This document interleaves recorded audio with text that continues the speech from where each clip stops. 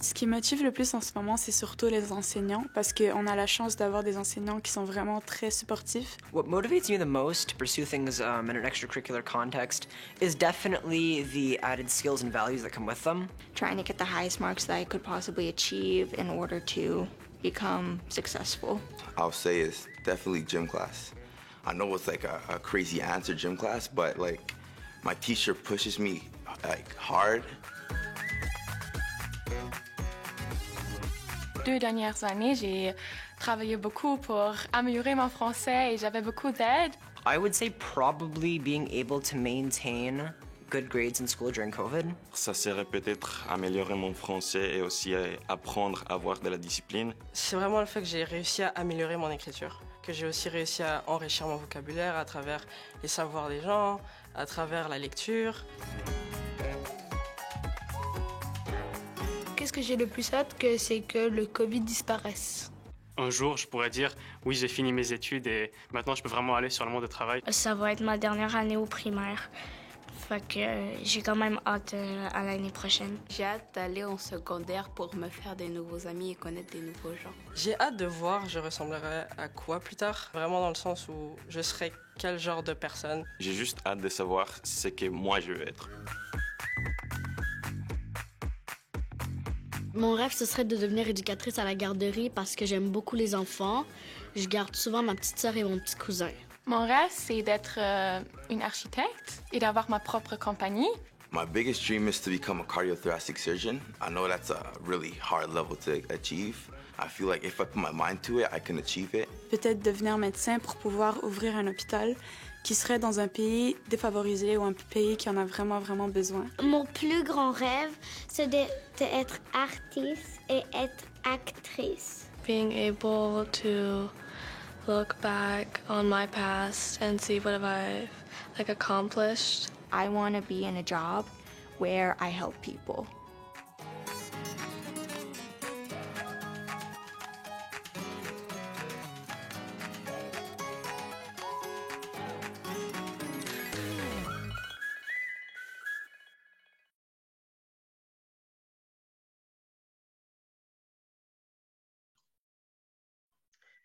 Bonjour à tous et à toutes, bienvenue à ce webinaire sur les aspirations scolaires et professionnelles.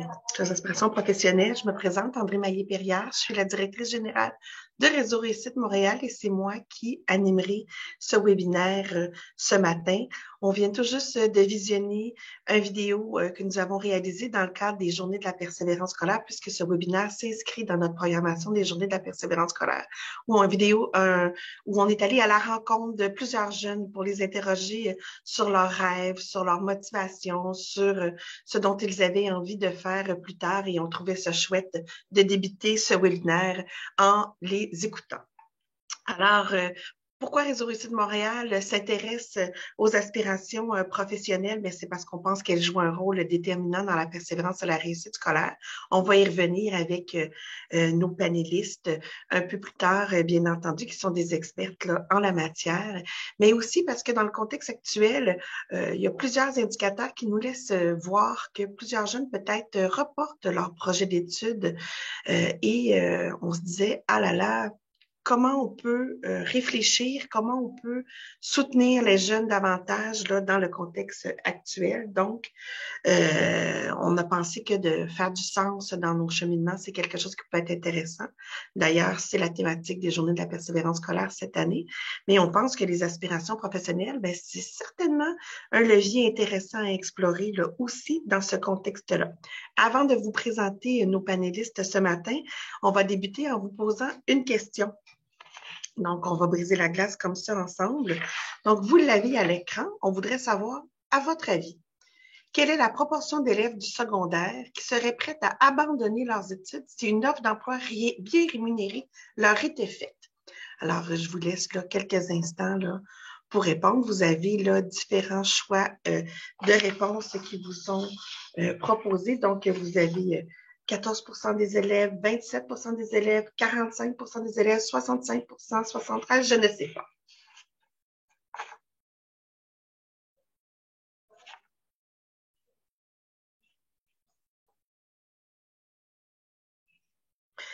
Alors, vous, pour la majorité d'entre vous, vous avez choisi 27% des élèves qui peut-être pour un emploi là, bien rémunéré pourraient abandonner les études.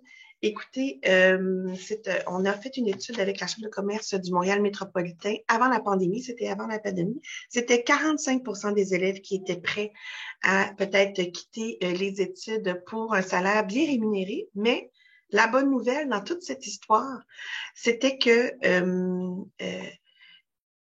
c'était pour des emplois, les salaires quand même là, qu'ils désiraient étaient très élevés. Donc, en ce sens, on n'est quand même pas très inquiet là, que le salaire, que c'était pas un si faible salaire que ça qu'ils auraient quitté les études.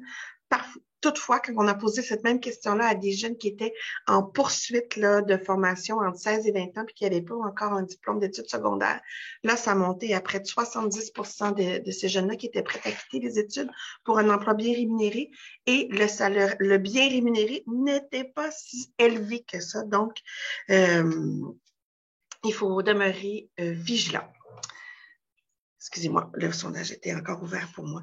Donc, avant de vous présenter nos panélistes, là, quelques consignes pour le déroulement du webinaire. On aura 3 blocs de discussion avec nos panélistes et une période de questions qui sera à la toute fin du webinaire. Mais tout le long du webinaire, vous pouvez vous poser des questions en utilisant le module questions-réponses qui se retrouve au bas de votre écran. On a Amel Boudina avec nous qui va s'occuper de surveiller ce question-réponse-là et de conserver pour nos panélistes toutes les questions et réponses qui pourraient vous être, qui vont subvenir là, tout au long de ce webinaire-là. Alors, nous sommes près de 300 ce matin. Vous étiez 500 à vous être inscrits là, à ce webinaire. Merci d'être avec nous et sans plus tarder, je vous présente nos 3 panélistes. Je vous invite à ouvrir vos caméras, mesdames. Alors, nous avons Madame Josée Landry, qui est présidente de l'Ordre des conseillers et conseillères d'orientation du Québec. Nous avons également avec nous Madame Catherine Légaré, qui est présidente fondatrice d'Academos. Et Madame, merci, bonjour Catherine, et Madame Ève Cyr, qui est directrice générale du Carrefour Jeunesse Emploi Hochelaga Maisonneuve. Alors, mesdames, merci encore d'avoir accepté notre invitation et d'être avec nous ce matin. Alors, sans plus tarder, on débuterait avec notre première question, alors qui était la suivante. Que sont les aspirations scolaires et professionnelles et pourquoi sont-elles si importantes? Je vais débuter avec vous, Josée. Merci, André. Tout d'abord, bonjour à toutes et tous qui sont présents et présentes aujourd'hui. Merci, André, pour l'invitation. Et c'est quand même une grande question. Hein? Que sont les aspirations? On l'a vu dans la vidéo tout à l'heure, hein? Les jeunes parlaient de rêve et je pense que on peut traduire souvent les aspirations comme un rêve, ça peut être un objectif. Mais c'est surtout aussi, je dirais, la base de la motivation. Une aspiration, c'est ce qui guide nos choix, c'est ce qui guide nos actions. Et je dirais que c'est un élément qui est intrinsèque. Une aspiration, c'est intérieur à soi. C'est ce qui nous permet de prendre des décisions et faire des choix qui nous ressemblent vraiment et qui ont du sens pour soi.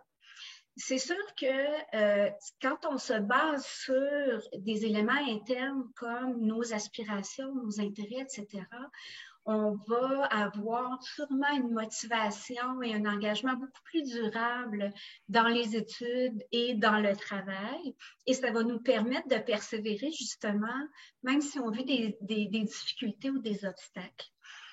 C'est sûr qu'il y a aussi les facteurs extrinsèques qui vont faire partie de la décision professionnelle et qui peuvent parfois guider nos aspirations. Ça pourrait être qu'il y ait de l'emploi dans un domaine ou un métier qu'on choisit, faire de l'argent, avoir un équilibre, donc avoir un emploi là, qui est pas plus que 30 heures par semaine. Ou bon, on avait vu tout à l'heure une personne qui disait, ben moi, je voudrais aller dans un pays. Bon, là, vous voyez, ça fait quand même référence à des valeurs.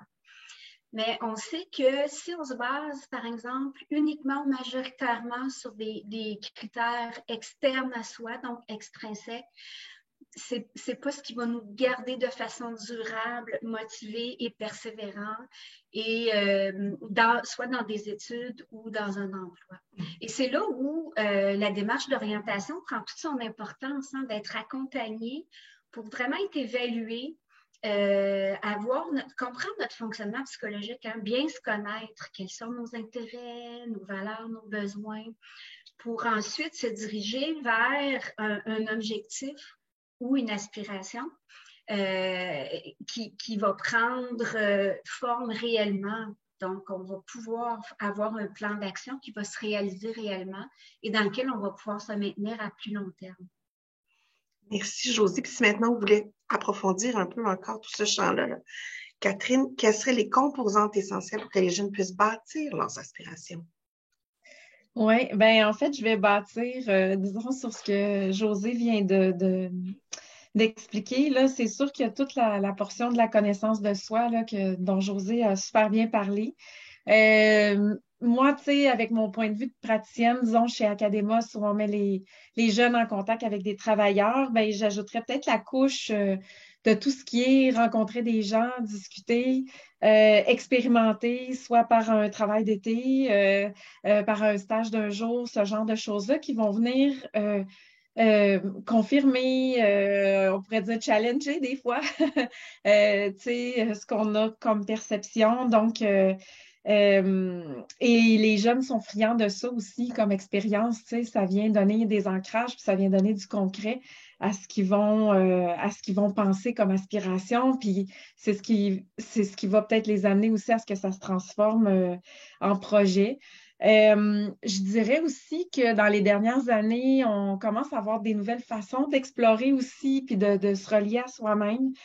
Par exemple, moi, une approche que j'aime beaucoup, c'est celle où on va explorer avec les jeunes les enjeux ou les défis sur lesquels ils aimeraient travailler dans la société.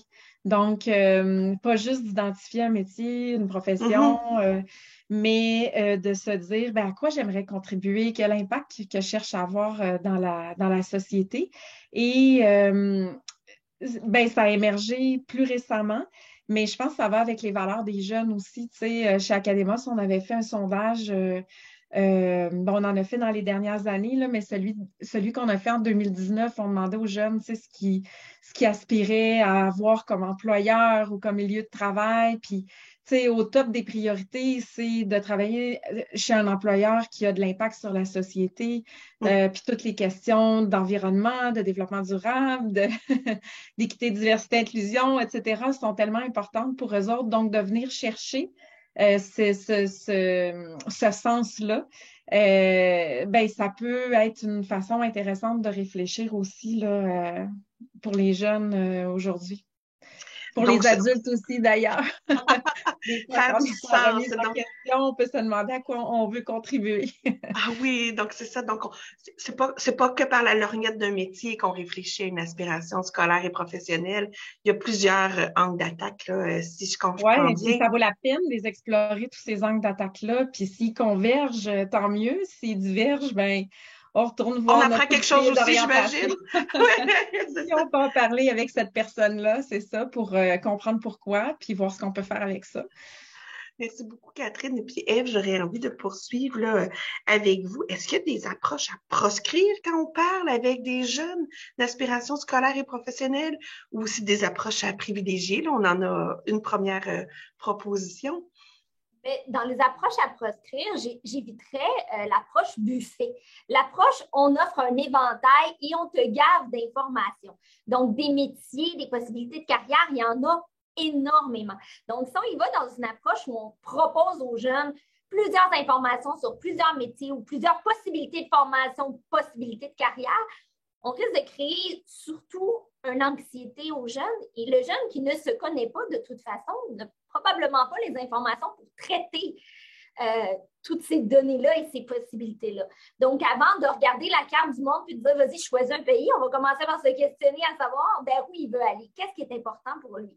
Donc, privilégier des approches qui sont plus centrées sur le jeune, sur le développement de lui, donc apprendre à mieux se connaître, expérimenter, toucher, vivre des choses pour qu'il puisse connaître ses forces, ses limites, qu'il puisse avoir des rêves personnels aussi, pour que ces rêves personnels-là soient en adéquation avec la carrière qu'ils vont choisir. Donc, si je veux une vie de famille, on va peut-être choisir une carrière différente, ou si je veux voyager beaucoup, peu importe, mais d'avoir une adéquation, que ça fonctionne à long terme, d'avoir une parole, comme disait Catherine, d'avoir une parole sur le monde, d'avoir un intérêt sur le monde, donc de se développer, d'avoir une certaine maturité personnelle.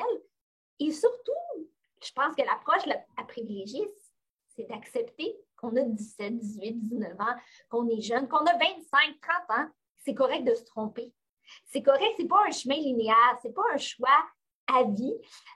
C'est correct de penser qu'on va être bien dans un métier, de découvrir que finalement, on a une petite différence, que finalement, quelque chose vient nous chercher davantage. C'est correct. L'important, c'est de faire des tests, d'essayer, d'approcher. Effectivement, comme disait Catherine, l'approche d'aller faire des stages d'un jour, des trucs comme ça, va nous éviter de se rendre compte qu'on s'est trompé trop loin dans le processus. On peut vivre des trucs avant. Mais déjà, d'accepter, c'est normal à 17, jeune, à la fin de l'adolescence, au début de l'âge adulte, de ne pas bien se connaître ou de ne pas connaître les possibilités en entier. Et déjà, si on s'enlève ça, bien, la pression va être plus réduite, on va être plus en mesure d'être ouvert sur les vraies possibilités puis de faire une belle adéquation entre ce que le monde a à offrir, parce que là, il y en a beaucoup à offrir en ce moment, et ce que le jeune a envie de faire et de réaliser. Vous avez beaucoup parlé, là, toutes les trois, un peu chacune l'importance d'apprendre à se connaître soi. Puis quand on a préparé le webinaire, là, moi, je suis arrivée avec un gros stéréotype, une pensée bien, je pense que plusieurs personnes partagent, mais pour bien s'orienter puis avoir une aspiration scolaire et professionnelle forte, il ne faut pas avoir des passions. C'est pas ça le socle, finalement, d'une aspiration scolaire et professionnelle. Les passions, quel rôle jouent les passions dans les aspirations scolaires et professionnelles? Je peux peut-être commencer une réponse, là, mais mes collègues pourront poursuivre. Ben, une passion, ce n'est pas nécessairement synonyme d'une aspiration ou d'un objectif professionnel. On peut être passionné par le sport ou les arts et ne pas en faire nécessairement une profession, et on peut en faire aussi une profession. Parfois, ben je dis parfois, mais souvent, les gens arrivent dans nos bureaux et nous disent « Je veux trouver une passion ». Une passion, ça ne se trouve pas. Une passion, c'est à l'intérieur de soi. C'est ça. Alors, on ne peut pas donner une passion à quelqu'un. Et souvent, une passion, ça se développe en s'engageant dans une activité où on découvre des choses puis on devient passionné. Et attendre de découvrir une passion, d'avoir une lumière pour faire un choix professionnel, ça risque de créer encore plus d'anxiété. Elle va parler d'anxiété tout à l'heure. Effectivement, la multitude de choix et l'obligation à un jeune âge de prendre une décision. Et j'ajouterais l'obligation de trouver une passion. Ça va augmenter encore plus l'anxiété, la confusion, la pression. Puis, on le sait aujourd'hui, on peut, mes collègues l'ont dit, on peut se tromper, mais on peut essayer et on peut expérimenter. Ça ne veut pas dire se tromper. Et c'est clair qu'on peut aimer plusieurs choses dans la vie. On doit éventuellement faire un choix pour un domaine, puis une formation, puis un métier. Et parfois, une formation amène à plusieurs métiers dans différents milieux. Fait que vous voyez, il y a quand même des ramifications où on n'est pas obligé là, de dire il faut absolument que je sois passionné. Évidemment, c'est important qu'on aime ce qu'on fait et qu'on soit compétent. Mais une passion, comment on peut définir une passion? Mesdames, Catherine, est-ce que tu voulais? Oh, Ève? Ben, en fait, j'allais juste ajouter qu'il faut juste faire attention aux passions avec un grand P. Ce n'est pas le coup de foudre qu'on cherche. L'objectif, ce n'est pas de mettre effectivement la pression sur des jeunes de développer la passion, de découvrir la chose qui les caractérise, mais de devenir passionnés avec le petit P pour plein de choses, de développer leur intérêt. Le plus dommageable pour développer des aspirations professionnelles que dans mes années d'intervenante, j'ai découvert chez des jeunes, c'est des jeunes qui n'avaient pas de champ d'intérêt. Des jeunes à qui j'aurais pu proposer, je te donne 20 000 $, réalise ce que tu veux, et qui n'étaient pas en mesure de trouver quelque chose qui pourrait les allumer à faire. Et ça, c'est très dommage. Donc, de découvrir des petites passions, des petits champs d'intérêt. Ça peut être une passion de parole, de dire, ben, tel sujet m'enflamme, l'écologie, ça m'enflamme un peu. Pas revendicateur, mais ça m'enflamme un peu. D'avoir des petits brasiers d'allumés pour qu'ils puissent justement apprendre à se connaître et éventuellement choisir quelque chose. Donc, je dirais, ne détruisons pas la passion. C'est important que les jeunes s'intéressent à des choses, mais diminuons-le dans une passion plus à long terme et moins brûlante, et moins dans la découverte de l'ultime réalisation. Soyons réalistes. Ouais. C'est drôle, il y a quelques années, chez Academos, on avait organisé un débat là, avec des mentors, puis c'était justement sur cette question-là, tu sais, choisir un métier, raison ou passion, qu'est-ce que vous avez choisi, puis et ça, tu sais, à ce moment-là, j'avais comme fouillé davantage toute cette question-là des passions, puis André, au départ, tu disais, tu sais, j'ai amené cette question-là de la passion en toute bonne foi, là, parce que c'est comme dans le discours ambiant, tu sais, qu'il faut suivre ses passions. Puis, peut-être en complément à ce que mes collègues ont dit, ce que j'avais trouvé, puis à quoi j'avais réfléchi, c'est que ça donne la fausse idée, les passions, que tu vas aimer 100% de ce que tu vas faire dans tes journées si tu suis tes passions, alors qu'il n'y a aucune job dans la vie qui est comme ça, tu sais. Dans le fond, tu sais, c'est comme une fausse idée de dire si tu suis tes passions, tu vas être comme à fond, puis tu vas aimer ça 100%, puis ça crée une fausse impression, en fait, du monde du travail. Ça coince aussi les jeunes... Ça ferme les horizons sur des métiers qui sont juste des métiers de passion. Tu sais, il y a souvent on entend souvent les mêmes passions revenir chez les jeunes, mais c'est rare que quelqu'un va prendre un travail administratif, par exemple, pour dire hey, c'est ma passion. Donc, ça réduit beaucoup le champ des métiers et professions que tu peux envisager si tu fonctionnes juste à partir de passion comme ça. Donc, l'idée d'aller plus vers des intérêts ou des choses qui t'allument ou des choses dans lesquelles tu te sens bien quand tu es en train de faire ça, puis d'aller trouver les ingrédients de pourquoi tu te sens bien dans ces moments-là. Ça décortique, puis ça fait sortir de OK, ma passion, le skate, ou ma passion, juste l'environnement. Par exemple, une passion pour l'environnement pourrait se décliner en tellement de métiers et professions, dans tellement de milieux de travail. Donc, de l'ouvrir, cette boîte de Pandore des passions, ça peut être bien intéressant aussi, là, soit dans une démarche d'orientation ou avec ses parents ou peu importe. Ce que j'avais trouvé aussi à l'époque, que j'avais trouvé bien intéressant, c'est que les recherches, en fait, en psychologie montrent que les gens changent plusieurs fois de passion dans leur vie en général. Tu sais, il y en a qui gardent la même, mais qu'est-ce qui arrive quand ta passion change?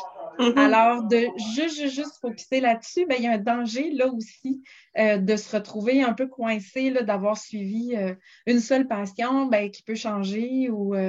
Donc, tu sais, c'est un point de départ. Je pense que c'est un bon point de réflexion, mais de tout baser là-dessus, c'est un peu dangereux, en fait. Merci beaucoup, mesdames. Puis je pense que c'est ça, vous m'aviez amené à réfléchir. Là, effectivement, des fois, on veut se souhaiter ça. On pense que quand on est capable d'allier tout ça, c'est la voie royale. Mais vous êtes toutes les nuances que vous amenez, on comprend bien que c'est de se connaître. Puis c'est ça, et que le travail fait partie de notre vie. Ça joue une part importante, mais il n'y a pas que le travail non plus. Donc, c'est-à-dire que l'aspiration scolaire et professionnelle, c'est un chemin de développement puis d'épanouissement. Mais dans notre vie, il y en a plusieurs. Il peut y en avoir plusieurs. Puis il peut y en avoir plusieurs simultanés, puis il peut y en avoir plusieurs successifs. Merci beaucoup. Avant de passer à notre prochain bloc, le dernier élément qu'on voudrait aborder, c'est un peu les personnes qui ont une grande influence sur les choix scolaires ou professionnels des jeunes. Mais on va d'abord y aller avec une question avec notre auditoire. Alors, selon vous, Qui sont les personnes qui ont la plus grande influence sur les choix scolaires et ou professionnels des jeunes? Les amis, les parents, enseignants, enseignantes, conseillers, conseillères d'orientation, personnes sur les médias sociaux, je ne sais pas.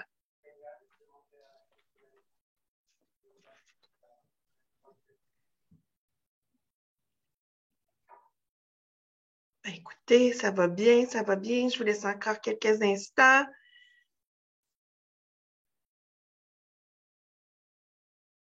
Donc, notre auditoire a répondu les parents. Mais Catherine, je sais qu'à Academos aussi, là, vous avez fait un sondage. Vas-y, parle-nous de vos résultats.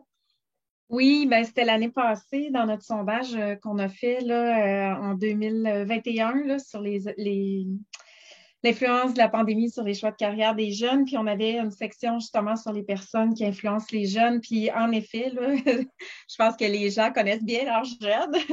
Ce qui ressortait, c'était vraiment que les jeunes font confiance à leurs parents là, pour tout ce qui est conseils sur le marché du travail, l'aide à la décision.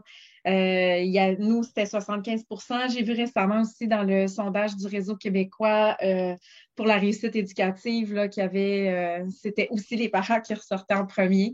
Donc, même si des fois, on a l'impression que nos enfants trouvent qu'on comprend jamais rien, puis tout ça, les enfants sont friands de ces discussions-là avec les parents. Il faut les attraper au bon moment. Oui! mais ils font confiance à leurs parents. Là, c'est les premières sources d'information. Est-ce que c'est ce que vous observez aussi là, dans les cabinets pour chez les conseillers d'orientation? Oui. André, c'est sûr que, bon, évidemment, le sondage d'Academos, comme Catherine en a parlé, et aussi celui de cette année, là, le sondage léger, le démontre bien. Quand Catherine disait, même si parfois, tu sais, il faut les attraper au bon moment, puis parfois, on a l'impression que nous, on ne sait rien. Si vous saviez le nombre de parents que j'ai rencontrés avec leurs jeunes, évidemment, avec leur autorisation, et je leur expliquais des choses, puis les parents me disaient, mais oui, mais j'ai déjà tout dit ça. Donc, les parents, vous le savez, souvent, comme Catherine l'a dit, vous les connaissez bien, vos jeunes.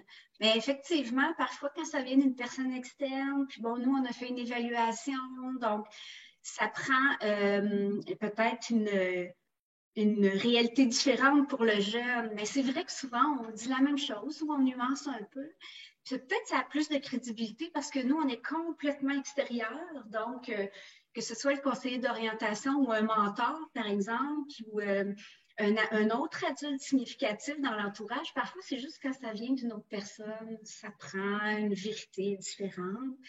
Mais effectivement, de toute façon, les jeunes vont se tourner vers leurs parents aussi pour savoir, pour avoir leur opinion. Puis on les connaît bien, nos jeunes. Je dis ça parce que je suis parent moi aussi.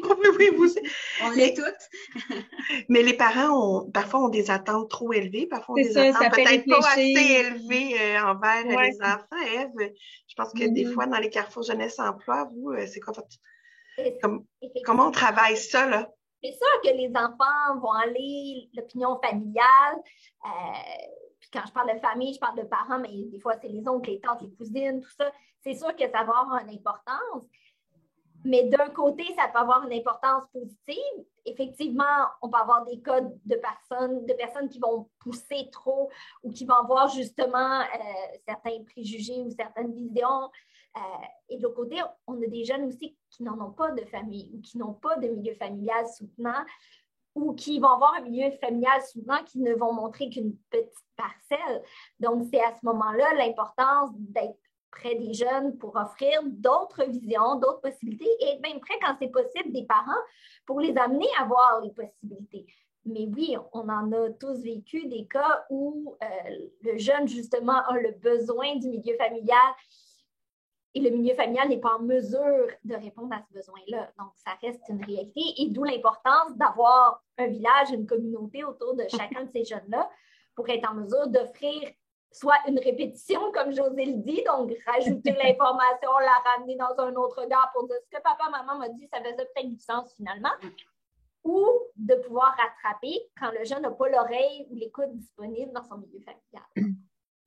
Mais il y a peut-être des parents là, qui nous écoutent en ce moment puis qui se disent ah là, oui, OK, mais comment que comment que je vais aborder la chose puis tout ça. Tu sais, je pense qu'il y a des ressources, entre autres l'espace parent sur le site de l'Ordre qui est intéressant. Des fois, tu sais, on a peur d'être maladroit là, dans la façon dont on aborde la chose. Puis nous, chez Academos, on vient de sortir un outil aussi qui s'appelle Explore ton futur. Je vais mettre le lien dans le chat, là, mais c'est explore.academos.qc.ca. C'est un outil qui est vraiment pas compliqué. Puis c'est juste qu'on propose des questions que vous pouvez poser à votre enfant, puis qui sont peut-être des questions auxquelles on pense pas bien souvent, et avec des angles, toutes sortes d'angles, puis qui peuvent susciter la discussion. Fait que des fois, tu sais, ça se peut qu'il y ait une question à laquelle vous n'avez pas pensé qui va être celle qui va faire que votre ado va s'ouvrir puis va vous parler, là. Donc, c'est pour ça qu'on a fait cet outil-là.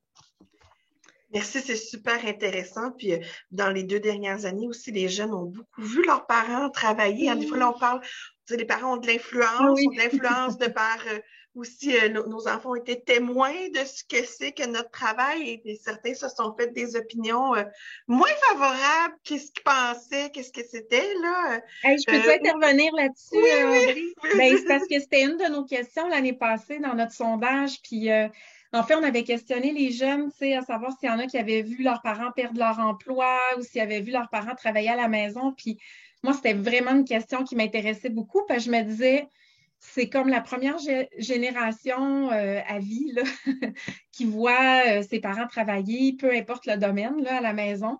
Et en fait, ce qui ressortait vraiment, c'est selon comment nous, comme parents, on vit notre travail à la maison, les enfants vont vraiment réagir à ça. Puis on avait des réponses ouvertes, là. C'était vraiment beau à lire, là. Il y avait des jeunes qui nous disaient ah, je trouve ma mère courageuse, tu sais, elle règle des problèmes toute la journée, puis elle persévère, ça me donne le goût de persévérer moi aussi. Tu sais, on dit des fois, hein, faites ce que je fais, pas ce que je dis.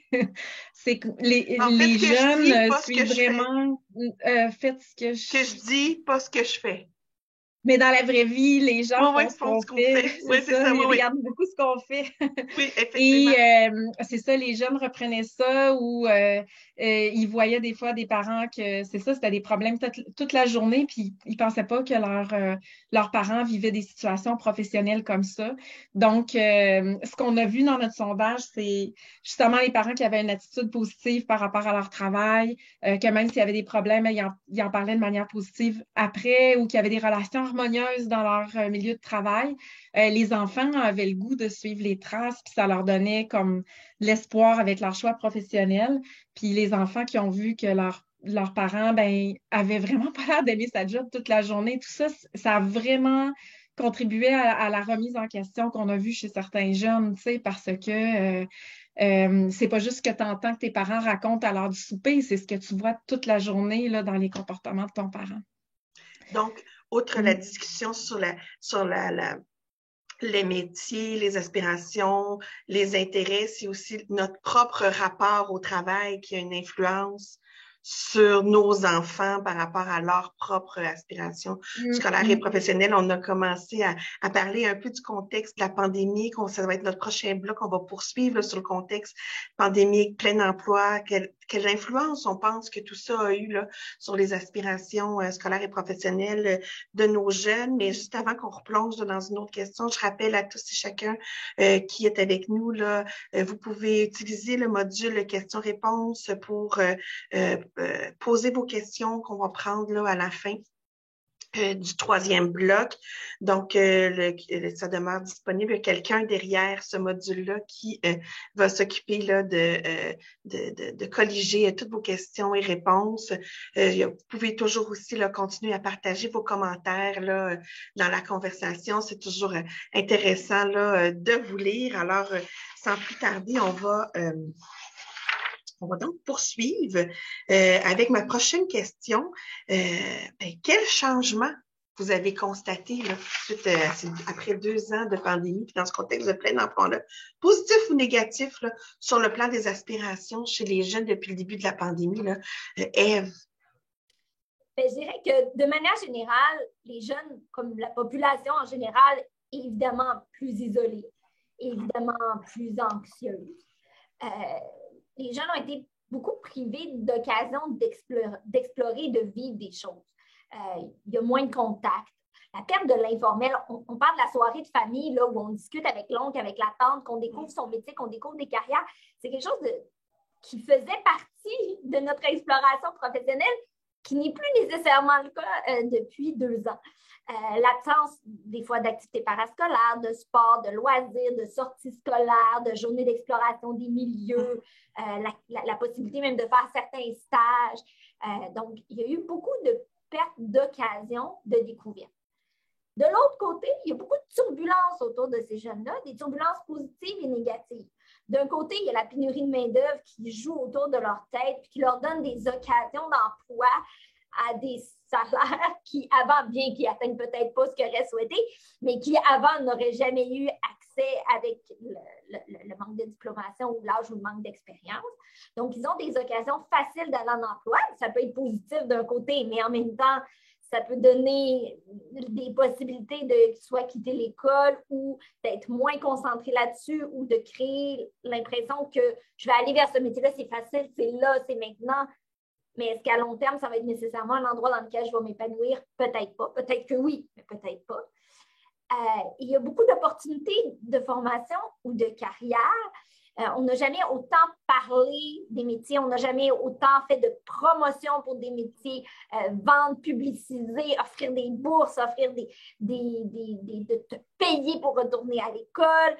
Donc, ça, c'est positif. D'un côté, c'est excessivement positif parce que c'est des occasions de formation géniales et qui vont faciliter le parcours professionnel de plein de jeunes. Mais ça peut être aussi des turbulences dans le sens où si le jeune n'est pas prêt, si le jeune ne se connaît pas, et qu'il n'y a pas ce qu'il faut pour analyser et faire un choix sensé, il va peut-être juste profiter de cette occasion-là, sauter dessus, puis se ramasser dans une situation où, à long terme, il ne se sentira pas nécessairement bien. Donc, le jeune qui, par exemple, voit l'opportunité de formation pour devenir préposé aux bénéficiaires, qui se dit c'est facile, c'est génial, j'y vais, mais qui va peut-être découvrir plus tard que il ne gère pas bien la pression, que finalement, pour lui, dealer avec la maladie, la mort, c'est quelque chose de difficile, que travailler des soirs, des nuits, c'est pas possible, ça fait même pas de son corps. Là.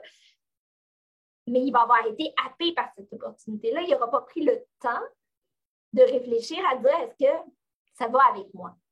Donc, je dirais que c'est surtout ça. Puis la situation est difficile pour tous les jeunes. C'est ça qui est fou. Tu sais, les jeunes qui sont plus en difficulté scolaire ou qui vont avoir des troubles d'apprentissage, mais c'est difficile pour eux parce que d'un côté, le marché du travail n'est pas nécessairement adapté pour eux, puis qu'ils ont de la difficulté, eux, à décrocher un emploi ou à la garder, puis ils se demandent pourquoi pour eux, c'est si difficile, pourquoi ils ne se retrouvent pas malgré qu'on leur dit qu'il y a plein de places partout. Les jeunes qui ont beaucoup de facilité à l'école, ils peuvent devenir encore plus anxieux parce que justement, tu as le monde à toi, mais maintenant, est-ce que tu peux te permettre de te tromper quand tu as tout ce qu'il faut ou de ne pas te trouver? Comment tu dis je ne me trouve pas de place quand toutes les places sont ouvertes? Donc, ça met une pression supplémentaire. Puis les jeunes, en moyenne, qu'on a tendance à oublier encore plus, eux sont tapés par toutes sortes de trucs et c'est beaucoup plus facile pour eux de quitter sans que personne ne se préoccupe parce que justement, ils ont des occasions maintenant de se retrouver sur le marché du travail, ils ont des occasions de se rendre d'informations tout de suite. Puis on va dire, oui, regarde, c'est des réussites, mais à long terme, est-ce qu'on pense vraiment à eux ou on profite juste de l'occasion? Fait que, tu sais, c'est de faire attention parce que c'est vraiment des couteaux à double tranchant. Ça fait des outils hyper pratiques pour certains jeunes qui vont leur permettre de réaliser leurs rêves et de soutenir le marché du travail. Mais ça ne doit pas être une adéquation. Il y a des jeunes, il y a des places. Tout est merveilleux. Josée, on va poursuivre ensemble là-dessus. On en a discuté un peu en se préparant. Là. Est-ce qu'on peut vraiment dissocier le contexte de la pandémie, de pénurie de main-d'œuvre, quand on regarde les effets actuellement? Là, on a parlé là, de précipitation, de foisonnement, d'offres alléchantes. Là. Est-ce que ça se sépare ou c'est finalement tout ça devient un grand cyclone qu'on regarde? Tout ça est vraiment relié, hein. C'est vraiment indissociable. Puis Ève, là, je suis 100% d'accord avec tout ce que Ève vient de dire. Pourquoi c'est indissociable? C'est que, puis le sondage qu'Academos avait fait l'avait bien montré comment la pandémie, d'une part, et là maintenant, après, on a assisté à un phénomène de pénurie ou de rareté de main-d'œuvre dans certains domaines, mais dans le sondage d'Academos, là, par exemple, il y a des personnes qui disaient, des jeunes qui disaient, ben moi, je voulais aller dans le réseau de la santé, mais je ne veux plus. Je vais aller en enseignement, mais je ne veux plus. On est dans une période où tout change, tout est en mouvance. Donc, c'est sûr que ça peut avoir un impact sur les aspirations des jeunes. Et le danger qui existe, là, comme Ève vient de le dire, avec toutes les possibilités qu'on fait miroiter, hein, elles existent, mais aussi on les fait miroiter. Et on veut attirer, hein, en ce moment, là, tout le monde. Donc là, on parle des emplois des secteurs où on offre des formations, où on offre d'être rémunéré. Là, il y a dans la conversation, les gens réagissent, ils veulent savoir un peu. Là, parfois, les incitatifs, c'est financé, mais c'est intéressant, mais à quel coût vous en pensez quoi? Ça. Exact. Alors là, tout le monde dans le marché en ce moment rivalise d'opérations de charme pour attirer des jeunes et des adultes dans leur domaine. Et c'est vrai que c'est important. Le risque, c'est que, en fait, vous savez, la pandémie a fragilisé les jeunes. Hein, on l'a vu là, dans les différents sondages. Donc, il y a des jeunes qui étaient fragiles qui sont encore plus. Il y a des jeunes qui ne l'étaient pas et qui le sont devenus. Je pense que Ève en a parlé tout à l'heure, l'aspect rencontre sociale qui n'existe plus. Et là, le niveau d'anxiété a augmenté, etc. Et ça peut amener à faire un choix précipité. D'autant plus si on se connaît moins. Et les neurosciences nous le disent, là, au niveau de la décision, de la connaissance de soi, je dirais assez solide, ça prend quand même, c'est dans la vingtaine que ça finit de se développer. Et là, on dit à des jeunes à 17 ans, là, il faut que tu fasses un choix. C'est ça. Et là, ajouter à ça la pandémie, les impacts de la pandémie, ajouter à ça pénurie, rareté de main-d'œuvre et attirer des gens. Si, par exemple, moi, je suis un jeune et pour moi, c'est important la stabilité et pour mes parents aussi, je vais aller peut-être dans quelque chose où on me promet une rémunération intéressante, on me finance mes études, vous voyez là.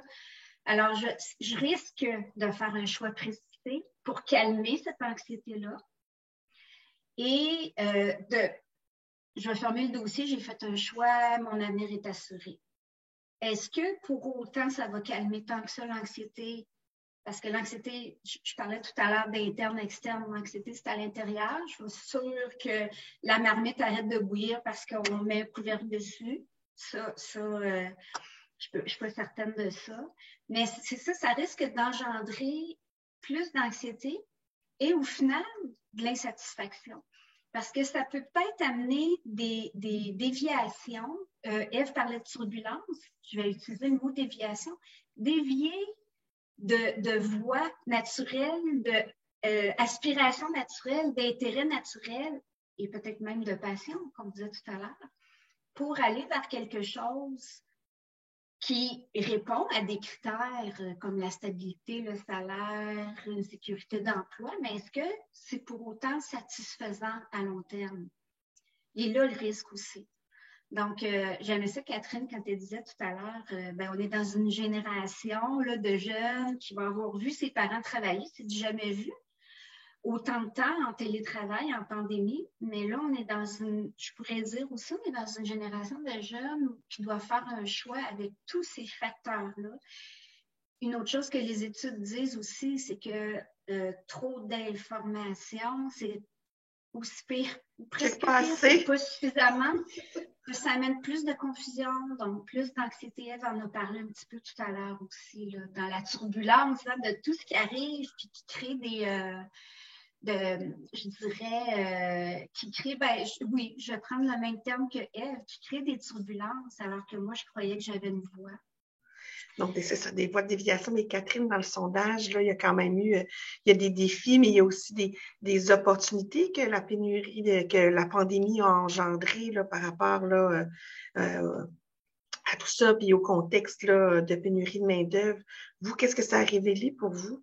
Oui, en fait, Josée parlait tout à l'heure que dans notre sondage, on avait vu des jeunes dire qu'ils ne souhaitaient plus aller dans certains secteurs d'activité. On avait aussi autant de jeunes qui ne voulaient pas aller au départ dans certains secteurs et qui, durant la pandémie, ont découvert ces secteurs-là. Donc, c'est comme s'il y avait eu des mouvements par exemple, en éducation, en santé, il y avait des jeunes qui souhaitaient aller là, qui ne souhaitent plus y aller. Et à l'inverse, il y a des jeunes qui ne souhaitaient pas faire ça, puis qui se sont rendus compte, par exemple, que c'est des métiers importants, c'est des métiers qui pourraient prendre du sens dans leur vie. Donc, il y a beaucoup de jeunes quand même qui ont réfléchi aussi. Donc, ce qu'on voyait dans le sondage, en fait, c'est ça, le mot turbulent, je pense qu'il est super bon, là. Parce que, c'est ça, l'anxiété a monté, puis cette année, elle est restée au même niveau que l'année passée, là, à peu près. Mais il y a ça donnait des occasions à des jeunes de réfléchir alors qu'ils l'auraient peut-être pas fait autrement. Il y en a qui nous ont dit, j'ai plus parlé à mes parents, j'ai plus pris le temps de réfléchir. Donc, si ça se passe bien, ça a été bénéfique. Si ça a généré de l'anxiété et tout ça, là, il faut s'occuper d'eux. Je pense que c'est un des messages, en ce moment, il faut s'occuper de nos jeunes, là, ils vont pas bien. Il y a plein d'enquêtes qui sont sorties récemment qui montrent de l'anxiété, de la dépression, une hausse de consommation de toutes sortes de substances. Donc, il faut s'occuper d'eux, puis c'est pour ça qu'on fait le panel aujourd'hui. Oui, exactement. Mais il y a des opportunités, c'est ça, la question qui m'était posée était celle-là. Je pense que les opportunités, c'est de découvrir des secteurs d'emploi auxquels tu n'avais peut-être pas pensé avant parce qu'ils ont été plus présents ou mis en valeur par la pandémie. Il y a aussi, avec la pénurie de main-d'œuvre qu'on vit en ce moment, ce qu'on voit chez les jeunes, c'est des occasions de choisir. Choisir des métiers, choisir des employeurs qui vont correspondre à leurs valeurs. Qui vont offrir ce que les jeunes recherchent. Donc, ce qu'on sait là, dans les enquêtes qui sortent, les jeunes cherchent des emplois ou des employeurs où ils vont avoir l'occasion de se développer, d'apprendre, où les relations vont être importantes au travail, ou des emplois où la diversité va être saluée. Il y a beaucoup d'ingrédients, outre de dire j'ai étudié dans tel domaine, Dieu merci, je viens de me trouver une job quelque part. Oui, on n'est plus dans ce contexte-là la maintenant. La pénurie fait que tu peux dire comme tel employeur, j'ai entendu dire telle chose sur cet employeur-là, ça me tente pas d'aller mettre mon talent à profit à cet endroit-là, je vais aller ailleurs. Puis, tu sais, on parle beaucoup des jeunes, mais des fois, de regarder nous-mêmes comme adultes tout ce qui s'est passé pendant la pandémie, ça peut nous aider aussi à mieux saisir, tu sais, la tempête que ça peut créer dans la tête des jeunes qui sont moins matures, moins préparés, moins connaissants de plein de choses dans la vie. Chez les adultes, en ce moment aussi, il y a plein de remises en question. Il y a des tonnes de gens qui changent d'emploi. Les gens ont énormément réfléchi à leurs valeurs, à ce qui est important dans leur vie personnelle, professionnelle, au travail, chez un employeur. Donc, c'est sûr que les jeunes se posent le même genre de questions à d'autres niveaux. Mais l'onde de choc, elle est dans toute la société en ce moment. Puis c'est pour ça que quand je dis prendre soin de nos jeunes, c'est pas juste cette année. Tu sais, on en a, je pense, pour quelques années à se dire il va y avoir des ondes de choc, il va y avoir des remises en question. Il y a des jeunes qui sont peut-être sûrs d'eux aujourd'hui. Tu sais, moi, ce qui me fait toujours peur aussi dans les sondages, c'est de voir, par exemple, il y a tant de jeunes qui disent connaître leur projet professionnel en date du 7 février 2022. Ben, ça peut changer la semaine prochaine. Ou c'était déjà le cas avant la pandémie. Là, il y a une grande enquête qui a été faite par Statistique Canada entre 2005 et 2015. Elle commence à dater un peu, mais ça montrait, ces jeunes-là avaient à peu près 15 ans au départ. Là. Il y avait juste 15% des jeunes qui avaient gardé le même choix de métier. Là, puis ça, c'est bien avant la pandémie. Donc, tu sais, je pense, Josée l'a bien expliqué tout à l'heure, c'est un processus qui sans dire jamais fini, là. Je ne veux pas être catastrophiste avec ça, mais c'est quelque chose qui évolue, qui bouge. C'est en continu. Qui est en continu, puis il faut vivre avec ça. Et là, la pandémie, il met plus de pression là-dessus, tu sais. Donc, oui, il y a certainement des opportunités. Dans notre sondage l'année passée, il y avait une hausse de jeunes intéressés par l'entrepreneuriat aussi.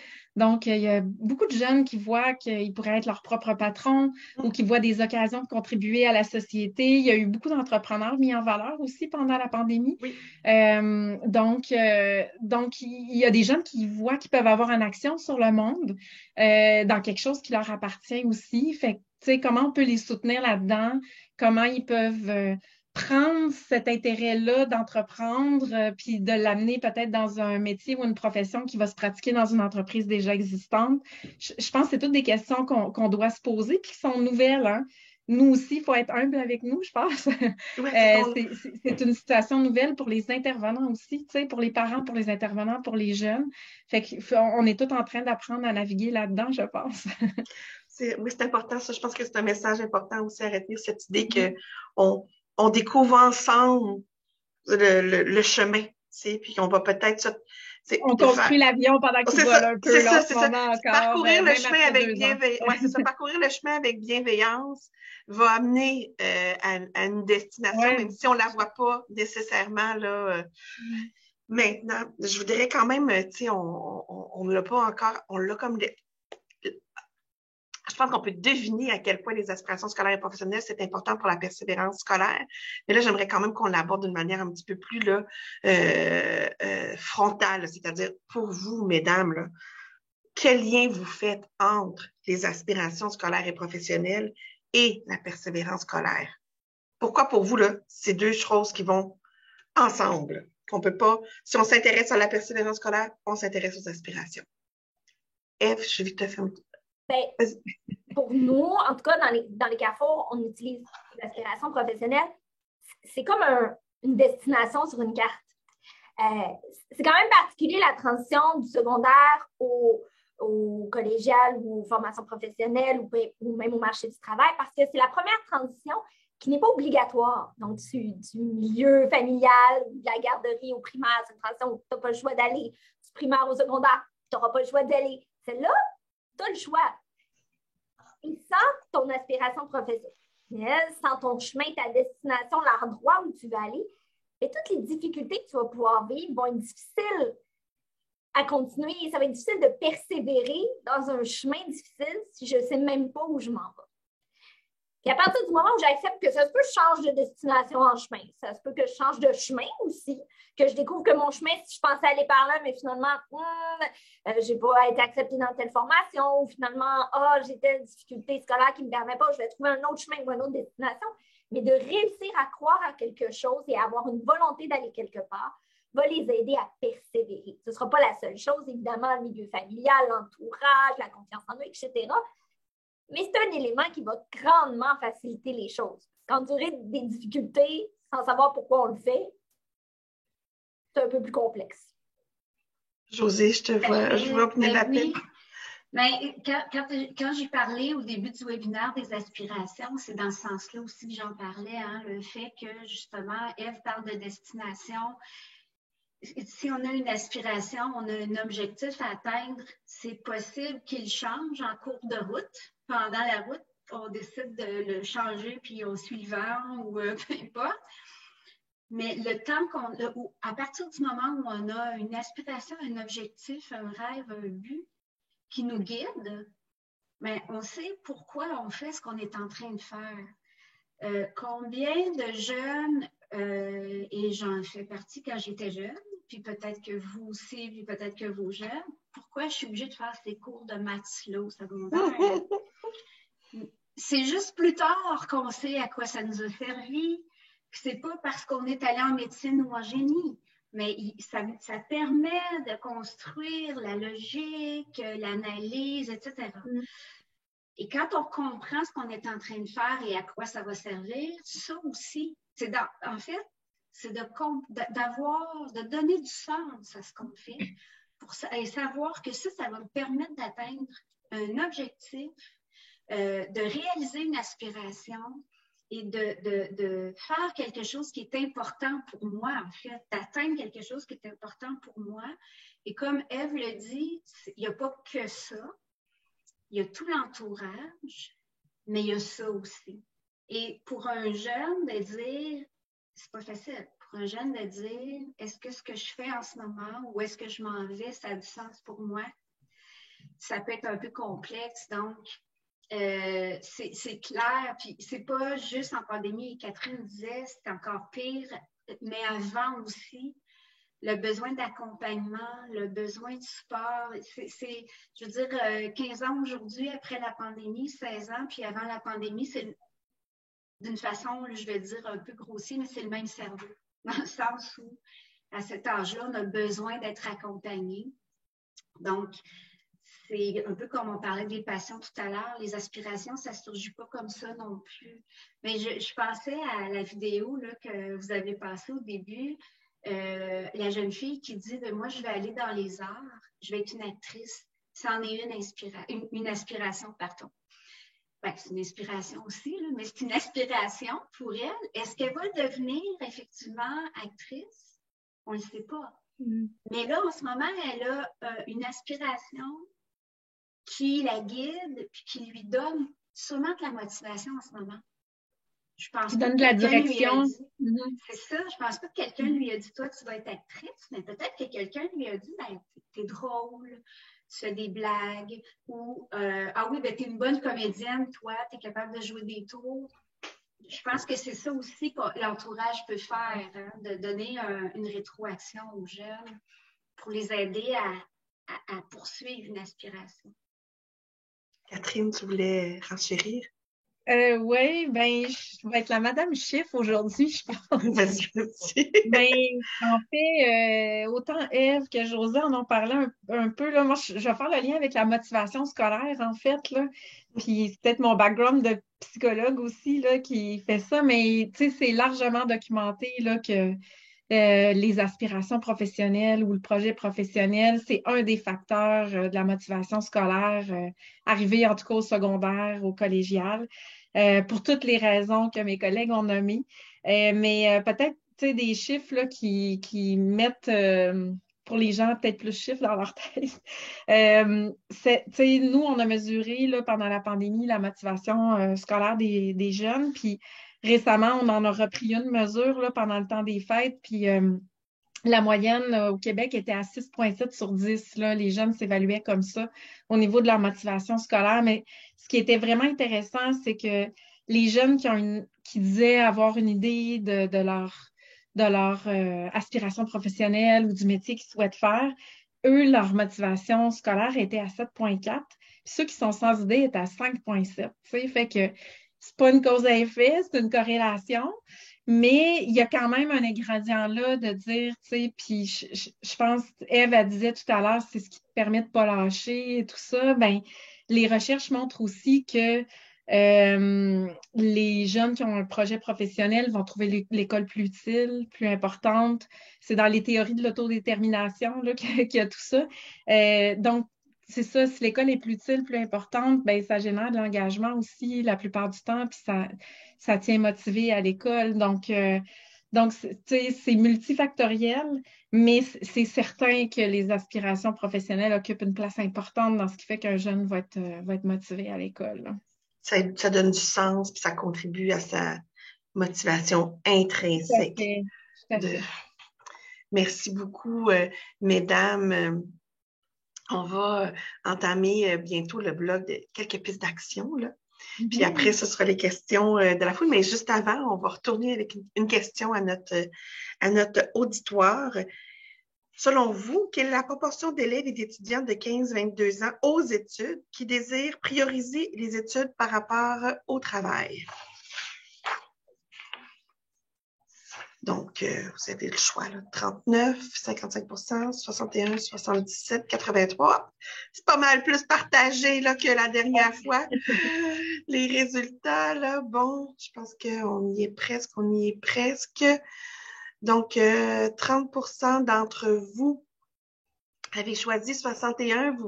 C'était presque ça, là, le dernier sondage nous révélait que 70% des élèves de la région métropolitaine là, de Montréal affirmaient accorder là, de la priorité à leurs études. Donc, c'est quand même... Et puis, c'est pas étonnant que ce pourcentage-là soit si haut, étant donné la clientèle à laquelle on a posé cette question-là, c'était des jeunes de 15-22 ans aux études. On n'a pas posé cette question-là à tous les 15-22 ans. On a posé cette question-là aux 15-22 ans qui étaient là aux études, mais c'est quand même intéressant puis agréable de savoir que pour la plupart d'entre eux, hein, c'est encore très important. Faut jamais. Il y a plusieurs études quand même qui ont démontré que c'est la route, on en a parlé, là, c'est dur pour nos jeunes en ce moment, ils prient du genou, la motivation en prend pour son rhume. Pour certains, ça va très bien, là. Puis pour d'autres, ça va très mal. Puis on a une gang au milieu c'est la majorité qui, des fois, ça va mal, des fois, ça va moins mal, mais globalement, on sait que nos jeunes sont plus anxieux qu'avant la pandémie, puis sont moins motivés qu'avant la pandémie. Là, ça, on le sait. Mais il y a beaucoup d'études aussi qui nous ont appris que souvent, le jeune, le parent arrive à la conclusion que son jeune va décrocher avant que le jeune ait pris sa décision. Donc, moi, ce que je trouve que ce sondage-là nous apprend, c'est que les jeunes, ils regardent encore au loin, puis ils ont encore confiance que ça va s'arranger, que ça va aller. Ils ont encore des projets, puis il faut donc demeurer auprès d'eux parce que eux, ils n'ont pas encore lâché la patate. Il y en a certains que oui, là, puis il faut s'en occuper avec... mais il y en a beaucoup qui nous inquiètent, mais ils sont encore là, puis ils croient encore. Fait que c'est important d'être présent là, pour ces jeunes-là. Alors, on entrerait maintenant dans le module piste d'action. On va se prendre là un petit 10 minutes ensemble. Là.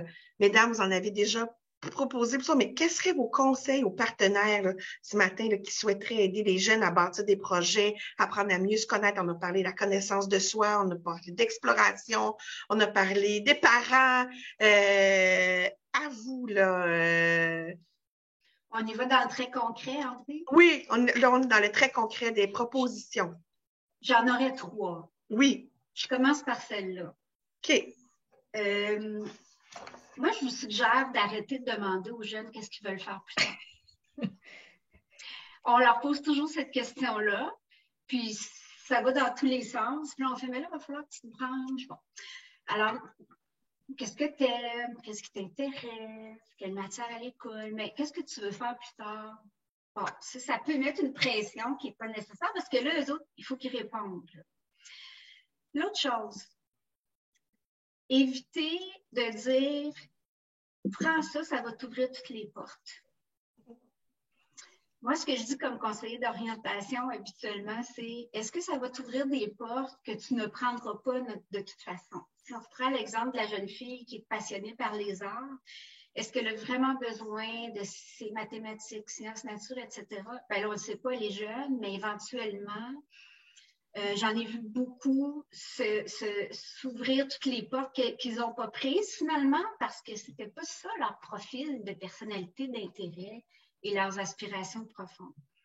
Et dernière chose, autant comme employeur que parents, que professionnels, etc., enseignants, se rappeler, nous, quand on avait leur âge, à quoi on rêvait, à quoi on pensait, comment on réagissait à ce que les adultes nous disaient.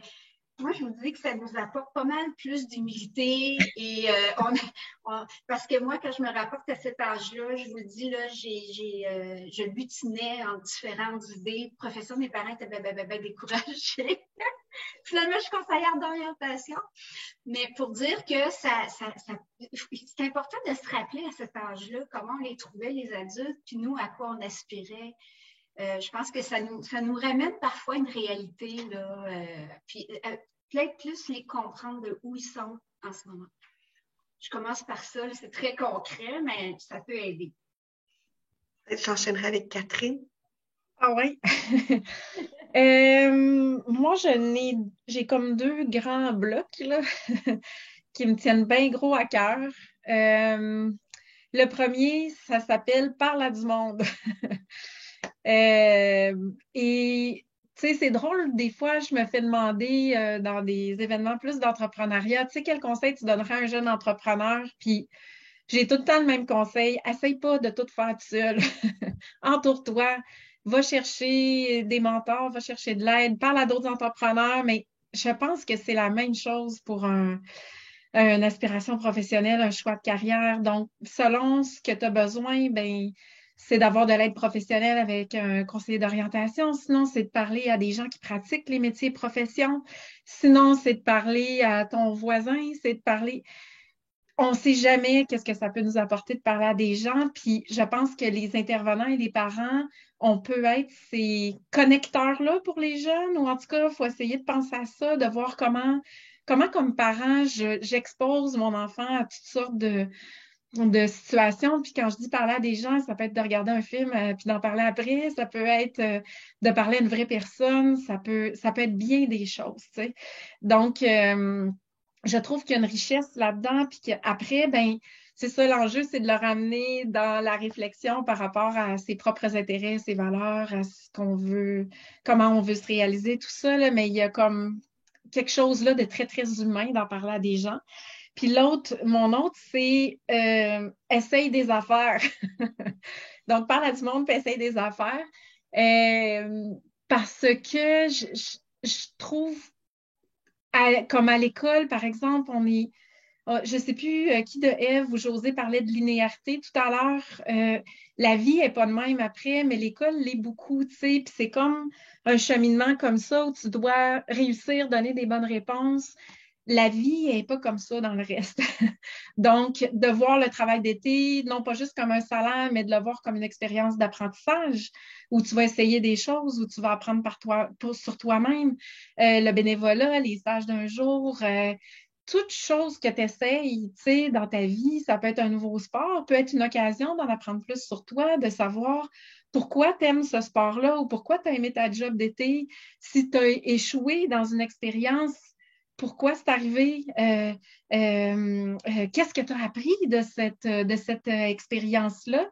Et il y a une très, très grande valeur là-dedans aussi. Puis quand on est jeune, ce qui est le fun, c'est qu'on a le temps de le faire. Évidemment, je ne suis pas en train de dire de faire ça avec tes matières scolaires et de risquer de ne pas étudier, voir ce que ça donne ou des choses comme ça, mais de s'essayer à poser des actions, à réaliser des tâches. T'aimes l'environnement, ben, va t'essayer à t'impliquer dans ce milieu-là. Est-ce que tu l'aimes, ce milieu-là? Est-ce que tu aimes les autres personnes qui sont impliquées dans ce milieu-là? Est-ce que tu aimes les tâches qui y sont reliées? Ça coûte pas cher la plupart du temps, à part du temps. Donc, ce seraient les deux choses sur lesquelles j'insisterais. Merci, Catherine. Puis on va terminer avec toi, Ève. Je pense que vous faites ça beaucoup dans un CJE. Accueillir un jeune qui des fois, a une idée de où il veut s'en aller, mais c'est peut-être, s'il prend peut-être pas le bon chemin, ou il n'a aucune idée où il veut s'en aller. Comment ce serait quoi les conseils? C'est effectivement notre quotidien, mais c'est pour ça que moi, j'aurais le goût de parler aux intervenants.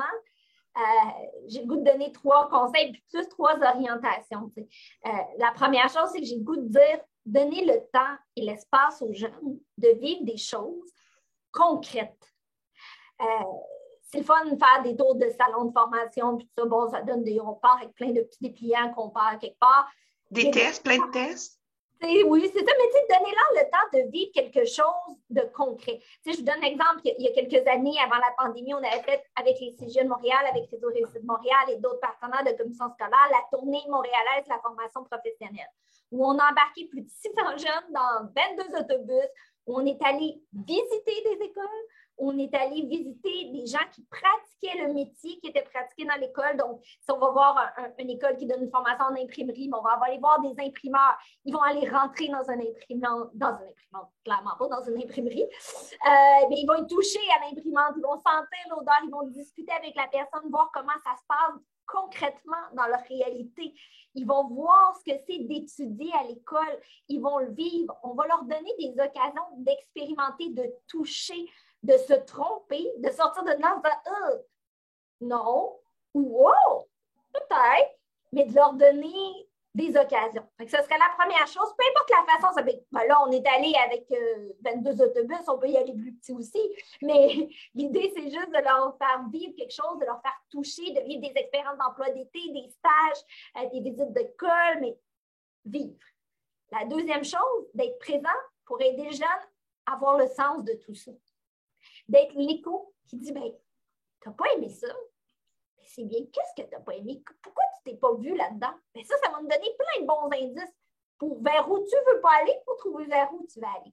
Donc, notre rôle à nous, c'est d'être donneur de sens à tout ça pour que chaque petite expérience, chaque petite réussite, chaque petit échec devienne une espèce de pièce du casse-tête qui va permettre aux jeunes d'avoir suffisamment d'infos pour comprendre ce qu'il est un peu plus et comprendre où il veut aller, comprendre ses aspirations personnelles et professionnelles. En étant là en écho, on peut aider à faire que toutes ces expériences-là ne soient pas juste vécues et abandonnées. Donc, on fait un sens, on fait un filet là-dedans. Mm-hmm. Puis en dernier, j'ai le goût de vous dire, donnez-leur le droit de parole. Donnez-leur le droit de rêver. Ces jeunes-là, tout comme nous, viennent de vivre 2 années hallucinantes où ils ont l'impression que tout va mal et que finalement, les possibilités de futur sont peut-être pas aussi pétillantes qu'ils ont été par le passé. Mais laissons-leur le droit de rêver, de croire, donnons-leur la parole. Dites-leur, ce que tu as à dire, ce que tu penses qui est dans ta tête, là, c'est pertinent, c'est intéressant. Dans les CJ, on a fait des tournées depuis 5-6 ans avec le projet Ma Voix Compte du Réseau des Carrefours Jeunesse Emploi du Québec. On a fait, je pense qu'il y a eu plus que 5000 jeunes qui ont été consultés. Puis c'est fascinant parce que dans ce qui est ressorti de ça, il y en a une qui disait offrir une éducation qui prépare les jeunes à la vie adulte. Donc, quand on a demandé aux jeunes ce qu'ils voulaient, ils veulent des occasions de vivre des choses puis d'être mieux préparés. Fait qu'ils en ont un discours, ils ont plein de choses à dire, mais on les écoute pas toujours. C'est pas eux qu'on consulte. Donc, j'aurais le goût de dire, donnez-leur l'occasion de parler devant les gens, mais de parler, de vous écouter, d'avoir une opinion, puis que ça vaille quelque chose. Et déjà ça va les aider à s'inscrire dans le futur. Merci, Ève, c'est tellement... Oh, Josie, vas-y. Ah, écoute, intéressant. Ève, oui, je veux rebondir, c'est très intéressant. Et en fait, je le dirais juste dans d'autres mots, mais c'est de valider puis d'accorder de la crédibilité à ce que les jeunes ont en tête, à ce à quoi ils pensent, mais les écouter réellement. Puis, je pense que les adultes, malheureusement, on est tellement ancrés dans la réalité, puis on a notre cerveau d'adulte, on est ancré dans la réalité. Puis là, souvent, avec notre bonne intention, on va dire, mais puis même des fois, c'est juste dans le non-verbal, on va te rouler des yeux, on va faire, ben là, tu vas manger du beurre de pinot toute ta vie. Oui, c'est ça. On leur dit tout de suite, voici ce qui t'attend. C'est ça. Puis non, tu peux pas faire ça. Ben voyons donc, qu'est-ce que les voisins vont dire? J'exagère, là, mais parfois... À peine. Elle dit à peine, oui, c'est ça. Mais parfois, c'est ça, on a une bonne intention, on veut aider nos jeunes, mais on est inquiet pour nos jeunes, hein? Je pense que c'est ça. On veut tellement être sûr qu'ils ne se trompent pas, on veut tellement être sûr qu'ils prennent la bonne décision que malheureusement, on risque de défaire des rêves et des aspirations au lieu de les encourager, parce que probablement que ça ne prendra même pas la forme de ce à quoi ils pensent en ce moment. Mais si on les encourage, ça va prendre au moins une forme éventuellement, de plus en plus réaliste. Je ne sais pas, Ève, si je voulais juste compléter puis rebondir, là, mais oui, je trouvais ça très intéressant comme point. Mais ça fait le pont avec les personnes extérieures dont on parlait tout à l'heure aussi. Tu sais, je regarde, nous, ce qu'on dit à nos mentors, tu sais, c'est vous n'êtes pas des parents, vous n'êtes pas. Tu sais, ils sont comme extérieurs à ça, puis ils sont en quelque sorte des allumeurs de réverbère pour les jeunes. Puis souvent, ils vont avoir une grande écoute, ils sont dans le domaine où le jeune aspire à aller, ils vont encourager.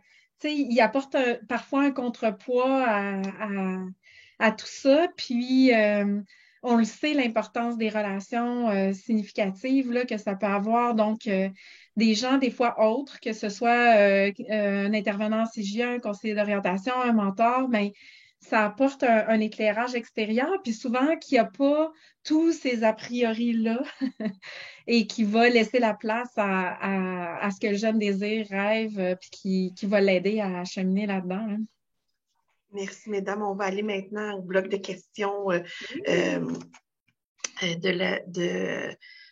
de nos invités avec nous là, ce matin, de notre auditoire. J'ai vu passer beaucoup dans le bloc. Là, je regarde parce que je sais que la personne qui chialait comment. Dans le bloc commentaire, il y a eu vraiment beaucoup de questions qui ont été posées via ce module-là, davantage que le module questions-réponses. Mais je vais y aller peut-être, Amel, j'ai vu qu'il y avait une question. Je prendrai peut-être une première question du module questions-réponses, puis je vais alterner entre vous deux. Alors, Amel. Oui, bonjour, c'est parfait. Dans ce cas-là, j'ai une question de Stéphanie Barker qui nous demande est-ce que les lieux réels où les jeunes sont en contact avec des professionnels et techniciens, exemple des musées de sciences naturelles, n'offrent pas une inspiration concrète, groundée par rapport à la fiction, exemple les séries télé? Le rôle des musées, hein, c'est ça, là, on est sur le rôle des musées, les lieux, finalement, qu'on peut, par exemple, soit visiter pour nos loisirs ou en exploration, comme Ève parlait tout à l'heure de la formation professionnelle, mais des fois, ça peut être de l'exploration en milieu de travail. Ben, c'est un test de réalité, effectivement, parce que la fiction à la télévision, nombre, peut-être que Ève l'a vu aussi là, dans ses bureaux, là, mais nombre de jeunes, parfois d'adultes, viennent nous voir et veulent faire la profession qu'ils ont vue dans telle série québécoise ou même américaine ou même étrangère d'autres pays. Et ben, c'est pas tout à fait ça, la réalité au Québec ou la formation que ça prend pour faire ça. Donc, oui, je ne sais pas si mes collègues sont d'accord, mais évidemment, le test de réalité va amener pas nécessairement pour briser des aspirations, mais pour ajuster la vision qu'on a. Et moi, je dis toujours, l'importance, c'est de savoir, même si on ne sait pas à 100% vers quoi on s'en va, est-ce qu'il va y avoir des choses qui vont être plus difficiles pour moi, qui vont me confronter à des aspects que j'ai à développer de ma personnalité ou que j'aime moins dans le travail, mais qui majoritairement... Parce que si on a une pensée trop magique d'une profession, qu'on idéalise une profession, bien, la désillusion, évidemment, risque de nous démotiver encore plus. Ouais, puis j'aurais le goût de dire, les musées, c'est un peu comme... La ville est un terrain de jeu, la ville, la campagne, tout est un terrain de jeu pour apprendre à se découvrir et à voir où on veut être plus tard.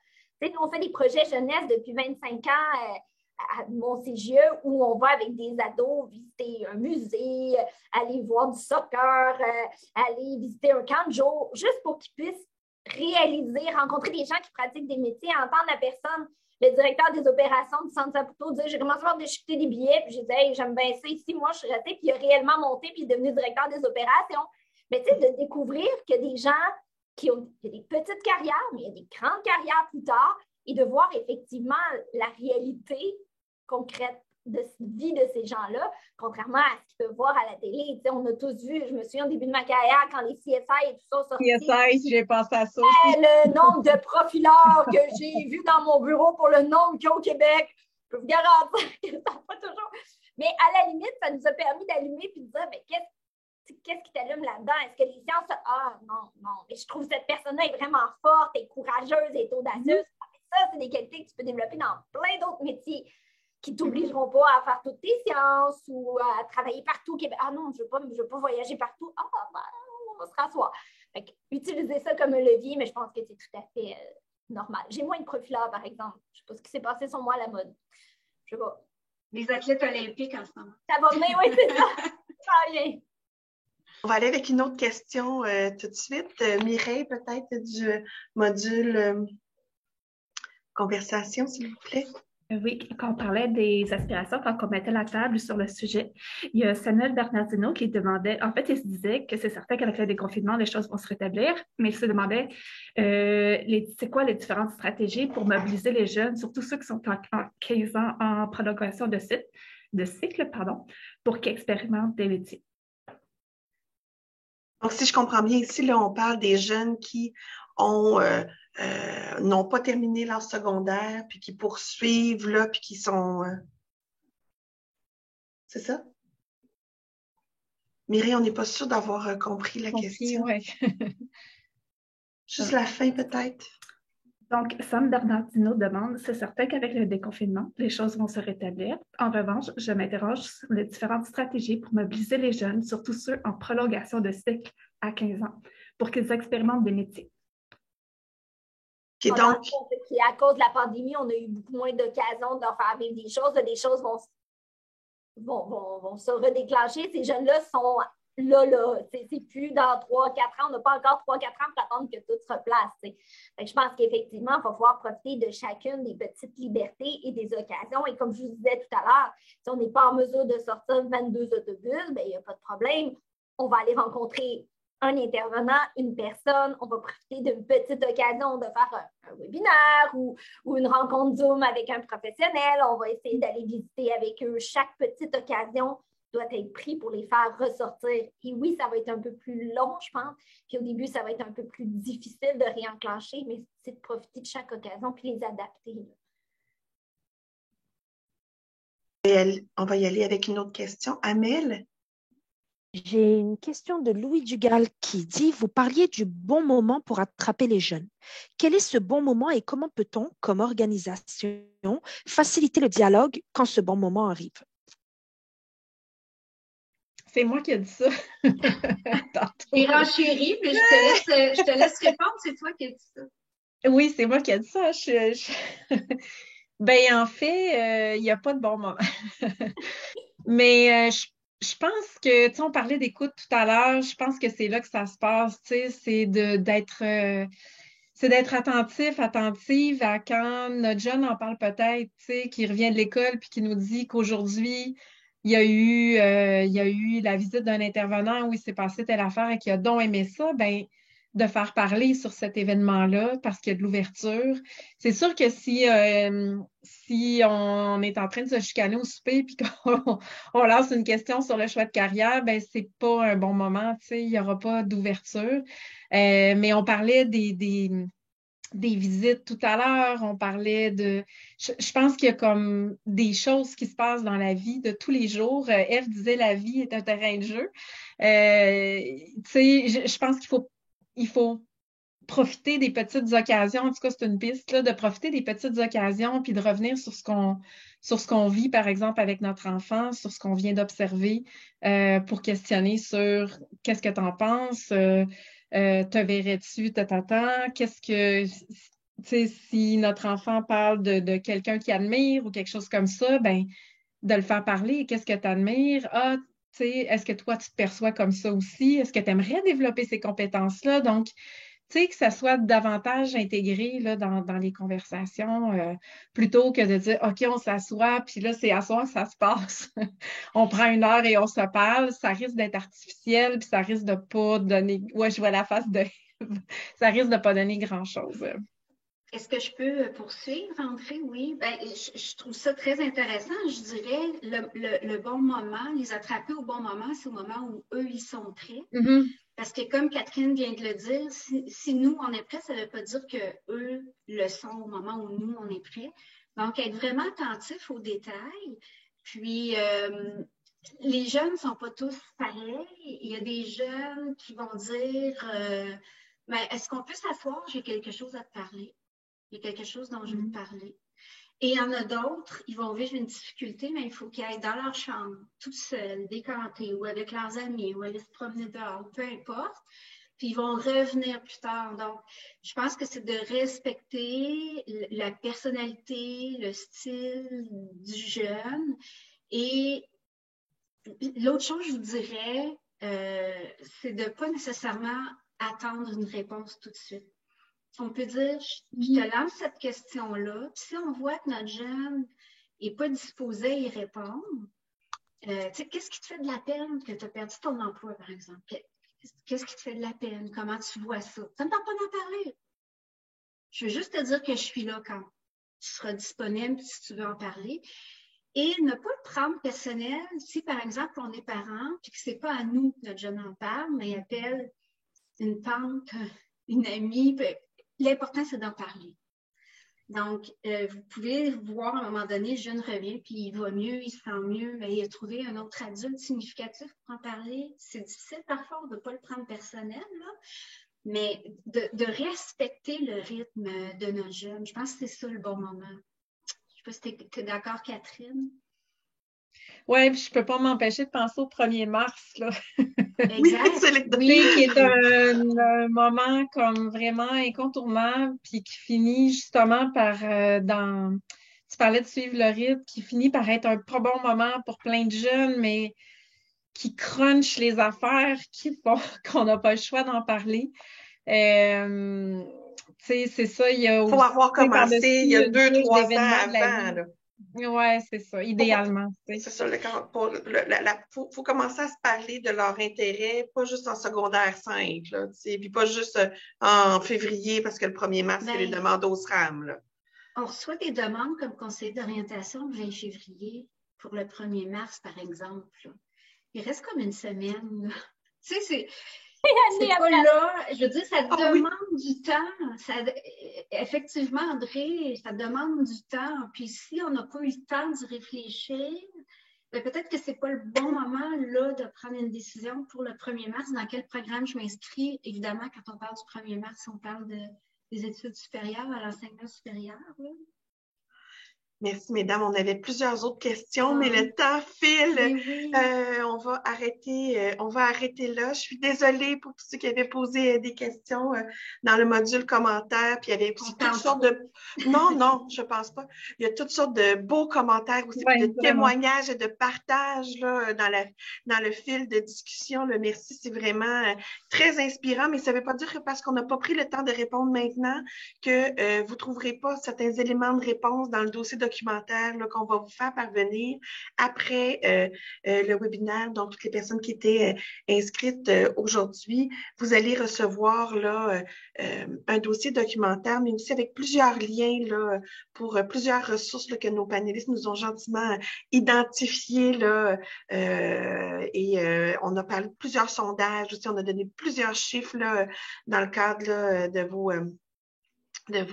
vos interventions. Les liens à ces sondages-là vont être aussi dans le dossier documentaire. Et puis, disons-nous que c'est clair que c'était, disons, le chapitre 1 d'une première discussion sur les aspirations scolaires et professionnelles, parce qu'avoir l'intérêt, je pense qu'il va falloir qu'on s'en reparle. Il y a encore beaucoup d'éléments à creuser. Fait que nous, à Réseau Smile, on va regarder les questions que vous avez posées. Puis s'il y a des facettes qu'on n'a pas eu le temps d'aborder, mais nous, peut-être, on s'en inspirera pour préparer là, une autre conversation, un autre webinaire sur ce sujet-là. Disons-nous là, que ce ne sera que à la prochaine fois. Mais avant de terminer ce webinaire, j'aimerais, mesdames, vous demander, en terminant, est-ce qu'il y a une dernière intervention en 2-3 mots, un message que vous aimeriez là, laisser à nos participants? Ben, je peux y aller. On est là toutes les trois. Le message le plus important moi, que je veux laisser, c'est la persévérance scolaire. C'est un projet de société, c'est une responsabilité collective. Je pense que c'est important de mettre en place tout ce qu'il faut pour assurer un support et un accompagnement aux jeunes. Ils ont été affectés beaucoup par la pandémie. Ça prend des programmes, ça prend des services, ça prend des organismes, ça prend des adultes autour de ces jeunes pour les aider de différentes manières à persévérer. Vous opiniez de la tête, ce serait... Oui, d'accord. Vous voulez y aller? Oui, je peux y aller. Moi, j'aurais le goût, tout à fait, je suis totalement d'accord avec tout ce que je vous ai dit, mais j'aurais le goût de finir en vous disant, laissez les adolescents être des adolescents. Prenez conscience de ça.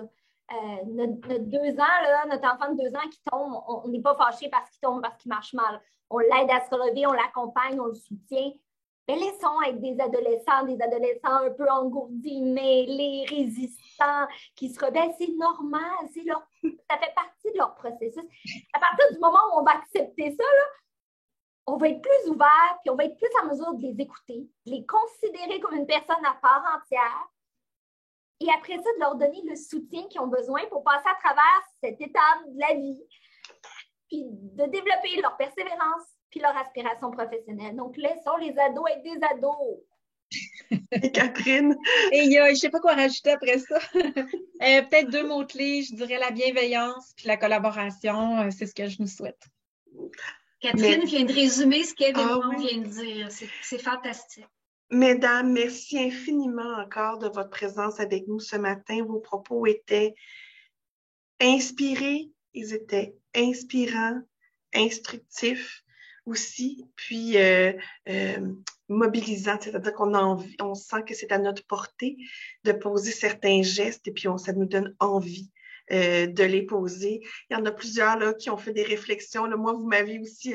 j'ai eu un miroir envers moi-même. Là, puis je sais qu'il y a plusieurs intervenants qui disent « Ah, mon doux Seigneur, je fais tout le temps ça. » Donc, alors, laissons nos ados être des ados, nos jeunes adultes être des adultes. À vous tous qui êtes en ligne avec nous, vous allez recevoir un dossier documentaire avec le lien de rediffusion. On va aussi vous inviter à évaluer ce webinaire-là. C'est important pour nous. Prenez le temps de le compléter. Ça nous permet de nous améliorer en prévision de nos prochaines rencontres. Vous allez avoir aussi le lien d'inscription pour nos listes de diffusion. Alors, sans plus tarder, il est 10h30, on terminerait ce webinaire. Mesdames, merci encore. Merci André pour l'animation. Ça m'a fait vraiment plaisir. Excellent. Merci d'avoir été avec nous ce matin et puis à une prochaine fois.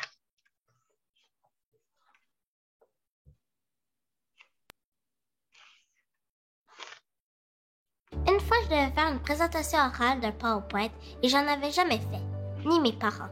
La technologie, pour eux, c'est pas trop leur force. Donc, ils se sont quand même assis avec moi, même s'ils étaient très occupés. Et à la fin, quand je suis arrivée à l'école, j'étais tellement heureuse parce que tout marchait. J'étais tellement fière de moi, il y avait plein d'animations. Moi, les mathématiques, ça a vraiment été un gros défi pour moi. Ma mère s'en était rendue compte, alors elle a su contacter un tuteur qui s'appelait Monsieur Youssef. Il était là pour discuter avec moi et m'aider à découvrir qui j'étais et à gérer mon stress. Grâce à lui, je suis devenu meilleur en mathématiques et dans les autres matières. Mais surtout, je suis devenu une meilleure personne et j'ai réussi à contrôler mon stress. J'ai récemment commencé ma première job. Oh, j'adore ça, gagner un peu d'argent puis me sentir un peu plus autonome. Mais avec les cours en ligne, c'est assez difficile. Un jour, mon gérant Jean m'a convoqué pour une petite rencontre. Il m'a dit que j'avais l'air fatiguée ces temps-ci. Quand je lui ai expliqué mes difficultés, il a tout de suite pris le temps de modifier mon horaire de sorte à me donner moins de travail et me permettre de plus me concentrer sur mes études. Et le fait qu'il ait pris ce temps-là pour moi, ça fait toute la différence. Merci papa, merci maman. Merci Monsieur Youssef. Merci Jean. Vos gestes prennent tout leur sens parce qu'ils favorisent concrètement la persévérance scolaire de nos jeunes. Tous les jours, vous les motivez, vous contribuez à leur réussite, vous préparez leur avenir. Merci d'être pour eux des porteurs de sens.